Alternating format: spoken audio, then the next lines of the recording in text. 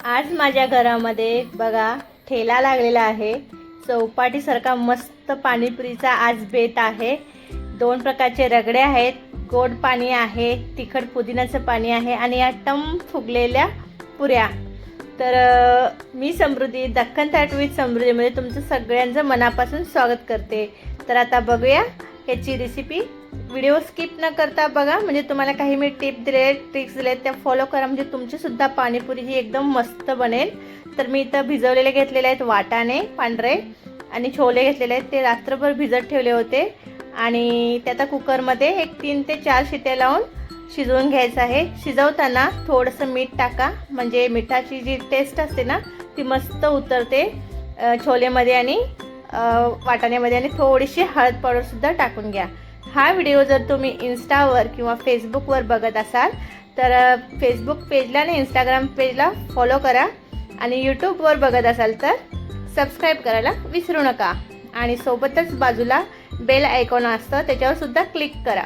Okay, चला तर मग आता मीठ आणि पाणी घातलेलं आहे आणि हळद सुद्धा आता व्यवस्थित मिक्स करून घेऊया आणि कुकरला गॅसवर ठेवून एक 4 शिट्ट्या देऊन घेऊयात। तर आता कुकर ठेवते मी गॅसवरती आणि शिट्टी देऊन घेते। तोपर्यंत आपण काय करून घेऊया, उकडलेले बटाटे आहेत, इथं बटाटे घेतले आहेत मी 5। तर ह्याचा काय रगडा बनवायचा आहे मला, तर मी तुम्हाला सांगते नंतर। तर आता इथं घेतलेलं आहे गोड चटणी, सगळ्यात पहिल्यांदा बनवून घ्यायची। तर इथं घेतलेले आहे चिंच, खजूर आणि चिरलेला गूळ आणि भाजलेल्या जिऱ्याची पावडर आणि मीठ सुद्धा लागतं, तर आणि काश्मीरी लाल तिखट सुद्धा लागते। तर मी इथे व्हिडिओमध्ये दाखवत नाही आहे, पण ते घालायचं आहे।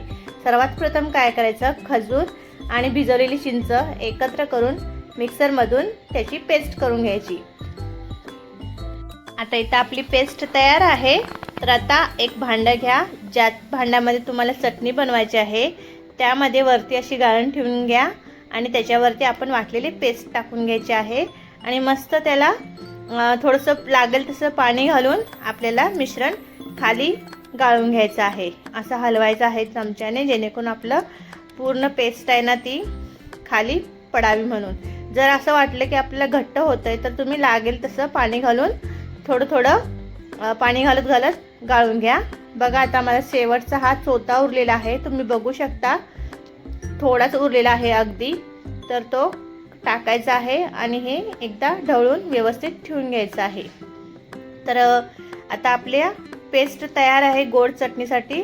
तर यामध्ये घालायचं आहे चिरलेला गूळ आणि थोडंसं आपलं काळं मीठ घालायचं आहे, जिऱ्याची पावडर आणि थोडासा चाट मसाला आणि एक अर्धा चमचा काश्मीरी लाल तिखट, जेणेकरून आपली चटणी ही आंबट गोड आणि तिखट अशी मस्त होऊन जाईल। ह्याच्यामध्ये बडीशेपची पावडर सुद्धा थोडीशी पाव चमचा टाकून घ्या, त्याच्यामुळे सुद्धा खूप छान टेस्ट उतरते। आणि तर प्रमाण म्हणाल तर खजूर घ्यायचा, चिंच घ्यायची त्याच्या दुप्पट खजूर, त्याच्या दुप्पट गूळ असं प्रमाण आहे, त्याच्यामुळे चटणी खूप छान टेस्ट येते। तर आता आपण शिजवण्यासाठी ठेवून देऊया चटणी। तर आता आपण इथं तिखट पाण्याचं साहित्य बघून घेऊया। तर इथं घेतलेलं आहे समप्रमाणात पुदिना आणि कोथिंबीर घ्यायची आहे, 2 हिरव्या मिरच्या, 2 ते 4 पाकळ्या लसणाच्या घ्यायच्या आहेत, एक छोटा तुकडा आल्याचा आणि 1 चमचा जिरे। तर हे सर्व मिश्रण आता आपण मिक्सरच्या भांड्यामध्ये घालायचं आहे। तर पुदिना आणि कोथिंबीर स्वच्छ धुवून घ्या पहिला, आणि त्याच्यामध्येच काय करायचं आहे, अर्धा लिंबूचा रससुद्धा पिळायचा आहे, कारण आपली जी ही पुदिन्याची चटणी होती ती काळी पडू नये म्हणून लिंबाचा रस आणि थोडेसे आईस क्यूब टाकून घ्यायचे आहेत। तर आता आपण हे मिश्रणसुद्धा मिक्सरला वाटून घेऊया। थोडंसं पाणी घालून घ्या आणि मिक्सरला वाटून घ्यायचं आहे झाकण लावून। तर आता इथलं आपलं बघा तुम्ही किती छान पेस्ट तयार होते। तर ही अशी पेस्ट तुम्ही शेवपुरीसुद्धा बनवत असाल तर तुम्ही ही दाट पेस्ट वापरून शेवपुरी बनवू शकतात। मी आता थोडंसं पाणी टाकून वाटून घेतलेलं आहे मिक्सरमधून। तर आता काय करायचं आहे, जसं आपण गोड पाणीपुरी बनवण्यासाठी जसं गाळून घेतलं होतं खजूर आणि चिंचाची चटणी, तसंच सेम आता हे पण काय करायचं आहे, गाळून घ्यायचं आहे। खाली भांडं ठेवा वरतीच अशी गाळणी ठेवा आणि मस्त असं गाळून घ्या, जेणेकरून हा चोथा आतमध्ये जाणार नाही. तर असं प्रेस करून करून तुम्ही हा चोथा बाहेर काढू शकता. तर परत एकदा मी हा चोथा मिक्सरच्या भांड्यामध्ये घालून थोडंसं पाणी टाकून परत एकदा फिरवून घेणार आहे. तर आता मी बघा फिरवून घेतलेला आहे आणि आता परत एकदा हा गाळून घेऊया. तर जेणेकरून आपल्याला जो त्याचा पल्प आहे किंवा रस आहे पुदिन्याचा तो जास्त मिळेल आणि आपलं पाणी हे दाट होईल. तर मी इथं अजून 1 लिटर पर पाणी ॲड केलं आहे, कारण खूप पाणी दाट झालं होतं.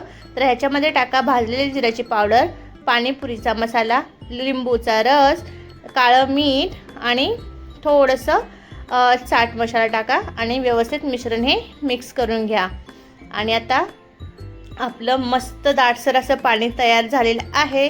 तर आता तोपर्यंत आपली गोड चटणीसुद्धा मस्त तयार झालेली आहे. तुम्ही बघू शकतात 7 मिनिट लागतात गोड चटणी बनण्यासाठी.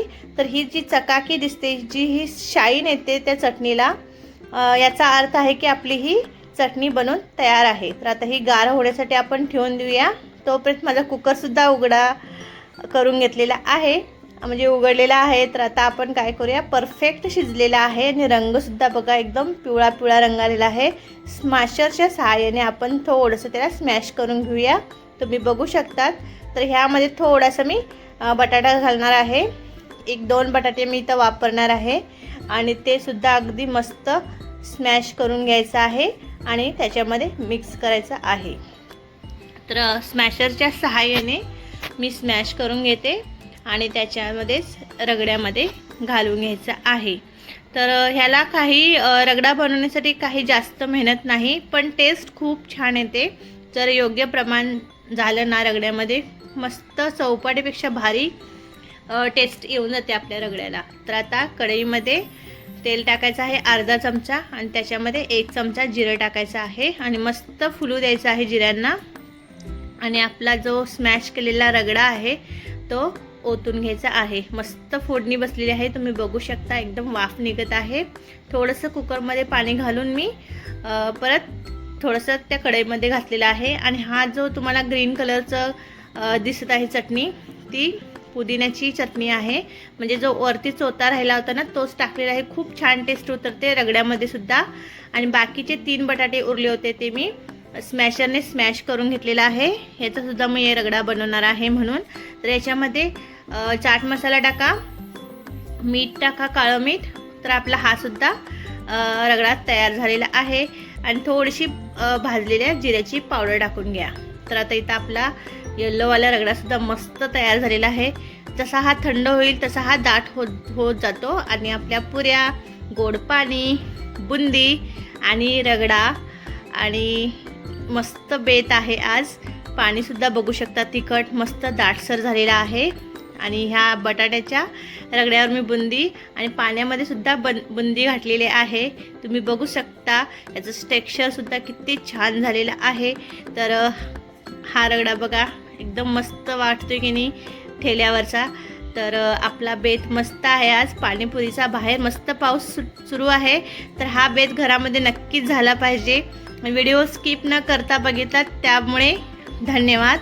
अशाच नवनवीन रेसिपींसाठी दख्खन थाट विथ समृद्धी या चॅनलवरती तुम्ही मला सबस्क्राईब करा. आणि आता मी बनवूनसुद्धा दाखवते तुम्हाला. तर एक पाणीपुरीची पुरी घेतलेली आहे, त्याला मस्त असा होल पाडायचा आणि त्याच्यामध्ये हा येल्लोवाला रगडा घालायचा. जितका तुम्हाला हवा ना तितका तुम्ही रगडा घालू शकता. आणि त्याच्यावरती थोडं 1 चमचा गोड पाणी आणि पुरी भरे इथपर्यंत तिखट पाणी घालायचं आहे. तुम्ही बघू शकता किती कलर मस्त ग्रीन कलर आलेला आहे. आणि आता त्याचा लुक बघा फायनल एकदम भारी आलेला आहे. तोंडाला पाणी सुटत आहे की नाही. तर नक्की तुम्ही ही रेसिपी ट्राय करून बघा. तर आता मी दुसऱ्या रगड्याची सुद्धा एक पुरी बनवून दाखवते. तर आता इथं आहे बटाट्याचा रगडा जो प्लेन आहे पण खूप छान लागतो हा सुद्धा. तर तुम्हाला हवा तितका रगडा घालून घ्या पुरीमध्ये. त्यामध्येच टाका गोड पाणी आणि त्याच्यानंतर टाका तिखट पाणी. पुरीमध्ये बसेल इतकं तिखट पाणीपुरी घालून घ्या पाणी त्याचं आणि मस्त सर्व करा, खाऊन घ्या. खूप मस्त लागते, कमाल लागते, कुरकुरीत पुरी आणि मस्त. जर व्हिडिओ आवडला असेल तर सगळ्यांसोबत शेअर करा. परत पुन्हा भेटूया. तोपर्यंत नमस्कार, धन्यवाद, थँक्यू.